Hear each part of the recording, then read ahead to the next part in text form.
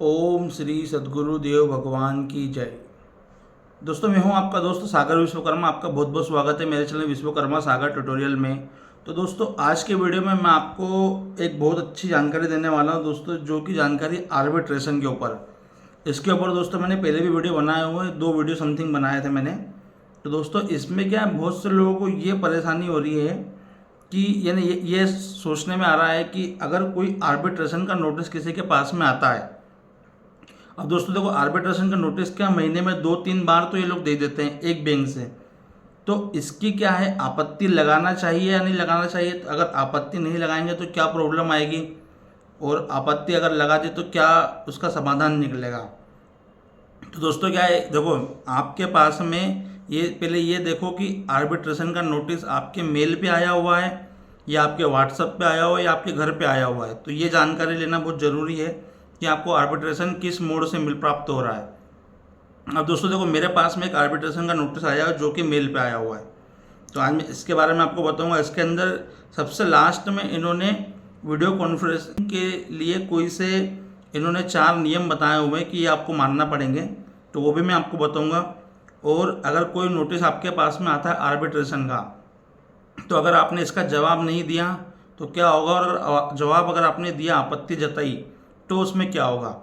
तो दोस्तों, video start करने से पहले अगर आप चैनल पर नहीं तो प्लीज़ चैनल को सब्सक्राइब कर लीजिए, ताकि ऐसी वीडियो का नोटिफिकेशन आपके पास में सबसे पहले पहुंचे। तो दोस्तों आइए, सबसे पहले तो ये देखते हैं कि मेरे पास में जो नोटिस आया हो मेल पे, उसमें क्या लिखा हुआ है। स्क्रीनशॉट भी लगा रहा हूँ दोस्तों। Notice of second hiring SBI card, यानी SBI क्रेडिट कार्ड की तरफ से ये नोटिस आया हुआ है। तो ये कोई देवेंद्र बलिया जी हैं, एडवोकेट साहब हैं, ऑफिस ऑफ सोल ऑर्बिट्रेटर, यानी कि ये सोल ऑर्बिट्रेटर भी हैं, एडवोकेट भी हैं और सोल ऑर्बिट्रेटर भी हैं। दिल्ली से आया दोस्तों। SBI card and payment service limited मेरा नाम लिखा हुआ है, और SBI कार्ड का जो भी एड्रेस है वो लिखा हुआ है। यानी इसने मेरे को समय दे के रखा हुआ है किस समय आपको वीडियो कॉन्फ्रेंसिंग आपकी होगी। तो इन्होंने बता रखा है वेन्यू सिस्को मीटिंग पे है, पासवर्ड दे के रखा हुआ है, लिंक दे के रखी हुई है। यानी कि ये क्या है, वीडियो कॉन्फ्रेंसिंग के जरिए अपना आर्बिट्रेशन की प्रोसेस करना चाह रहे हैं। तो दोस्तों इसके अंदर चलो ये तो सब ठीक है, सोल ऑर्बिट्रेटर के साइन वाइन करके रखी हुई इन लोगों ने। अब इसमें मेरे को एक चीज़ ये समझ में नहीं आ रही है कि जो वीडियो कॉन्फ्रेंसिंग के लिए महत्वपूर्ण दिशा निर्देश दिए हुए हैं, ये मुझे समझ में नहीं आ रहे। अगर आपको समझ में आते हैं, अगर आपको इसकी जानकारी, तो प्लीज़ कमेंट करके ज़रूर बताइए। क्योंकि मैंने हमारे जो वकील साहब हैं इनसे बात करी थी, तो बोले नहीं, ये तो इलीगल तौर से इन्होंने दिशा निर्देश दिए हुए हैं। तो दोस्तों इसमें पता क्या लिखा हुआ है, पार्टियों को अधोहस्ताक्षरी की संतुष्टि के लिए पहचान की पुष्टि के लिए वीडियो कॉन्फ्रेंसिंग के दौरान अपने पहचान प्रमाण प्रदर्शित करने होंगे, यानी आपके जो भी ID प्रूफ हैं वो आपको दिखाने होंगे। दूसरा क्या है, सुनवाई की रिकॉर्डिंग निषेध है। अब एक बात बताइए, जो बड़े बड़े कोर्ट में भी जो चलते हैं वहाँ पे भी रिकॉर्डिंग आजकल आपको देखने को मिलती है कि जज साहब क्या निर्णय दे रहे हैं, जज साहब किसको किस तरीके से बात कर रहे हैं, वहाँ चालू है। और ये जो कोर्ट से अलग है, जो कि आर्बिट्रेशन की प्रक्रिया करवा रहे हैं ये लोग, जिसमें इन्हीं के ही बंदे सोल आर्बिट्रेटर बने हुए हैं, और ये बोल रहे अब हमारा इसमें कुछ भी हस्तक्षेप नहीं होगा। तो ये तो सरासर गलत बात है। तो इसके अंदर तो सुनवाई का जो भी रिकॉर्डिंग है निषेध है। तीसरा का, जब वीडियो कॉन्फ्रेंस चल रही हो तो किसी भी अनधिकृत व्यक्ति को वीडियो कॉन्फ्रेंस कक्ष में प्रवेश करने की अनुमति नहीं दी जाएगी। बताइए, हमारे घर पे हम बैठे हुए हैं और लोग भी देख सकते हैं कि क्या बातें हो रही है, कुछ गलत बात तो नहीं हो रही, कुछ बातें आप मुझे समझ में नहीं आए, और ये जिस तरीके से समझाएंगे आप मान जाए, कुछ गलती हो जाए तो उसमें कोई व्यक्ति हस्तक्षेप नहीं कर सकता है। कोर्ट में सब बंदे बैठे रहते हैं लाइन से कुर्सी लगा करके, वहाँ अलाउ है। लेकिन ये आर्बिट्रेशन की प्रक्रिया में वीडियो कॉन्फ्रेंसिंग चल रही है घर पे, और घर वालों को हम बाहर निकाल दें क्योंकि नहीं आप चले जाओ, आर्बिट्रेशन की प्रक्रिया चल रही है, इसमें लिखा हुआ है। तो दोस्तों क्या ये लीगल है क्या?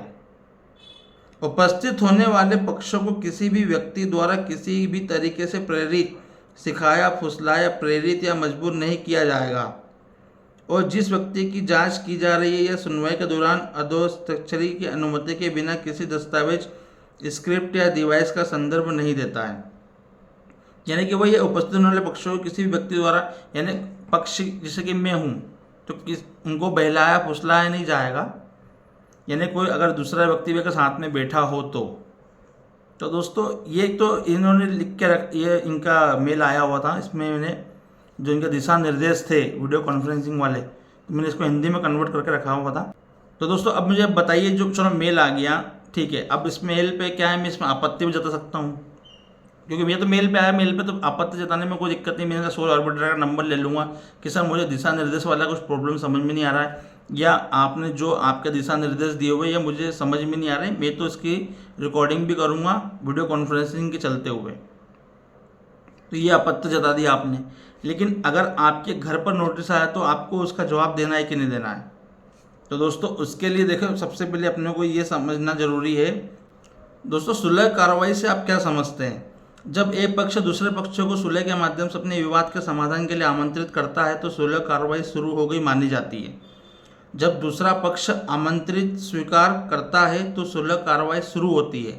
यानी कि उन्होंने आपको लेटर दे दिया और आपने दूसरा पक्ष आमंत्रित स्वीकार करता है, यानी कि आपने उनका जो भी आमंत्रण लेटर है उसको स्वीकार कर लिया कि हाँ ठीक है, आर्बिट्रेशन की प्रोसेस चालू करो। जैसे मेरे पास मेल पे आया हुआ तो मैंने मेल पे कॉन्फ्रेंसिंग के लिए मैं तैयार हो गया, तो मैं इनके साथ में बैठ गया, तो कार्रवाई शुरू हो जाएगी।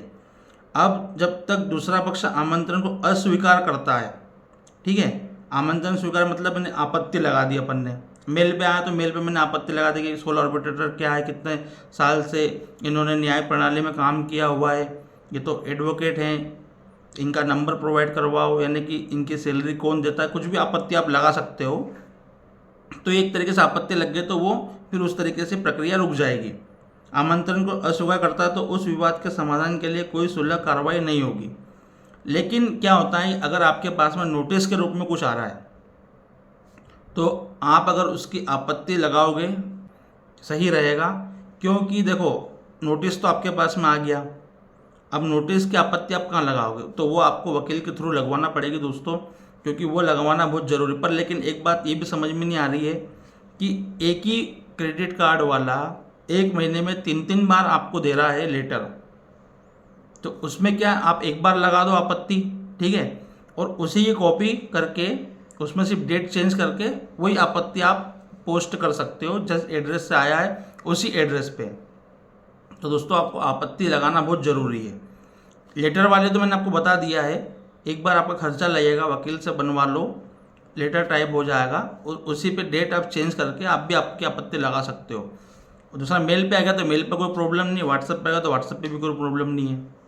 तो दोस्तों अगर आपके पास में भी अगर आर्बिट्रेशन का नोटिस आ रहा है, आपको अगर वो प्रक्रिया नहीं समझ में आ रही है तो आप उसमें आपत्ति लगा सकते हैं। तो उससे क्या होता है कि ये जो प्रक्रिया है रुक जाती है।